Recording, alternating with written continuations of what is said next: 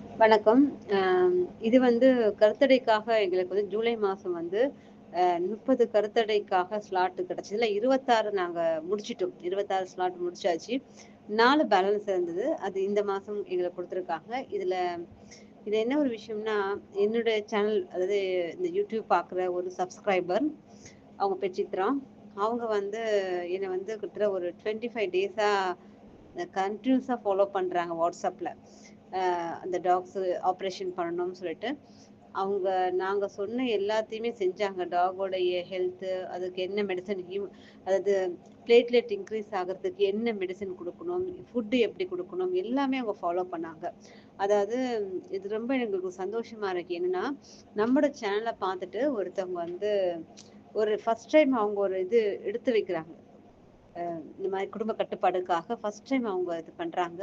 சக்சஸ்ஃபுல்லாவும் பண்ணாங்க. ரொம்ப கோஆப்பரேட் பண்ணாங்க. அ அந்த 3 டாக்ஸ் பிளஸ் இன்னொருத்தவங்க சப்ஸ்கிரைபர் அவங்க 4 டாக்ஸ் வந்து சர்ஜரி பண்ணியாச்சு.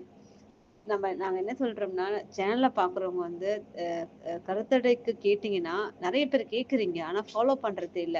நாங்க யாரையுமே ஃபாலோ பண்ண முடியாது. அதனால தயவு செய்து நீங்க எங்களுக்கு WhatsAppல எங்கள வந்து கான்டாக்ட் பண்ணிட்டு இருந்தா தான் நாங்க உங்களுக்கு ஸ்லாட் கிடைக்கிறப்ப சொல்ல முடியும்.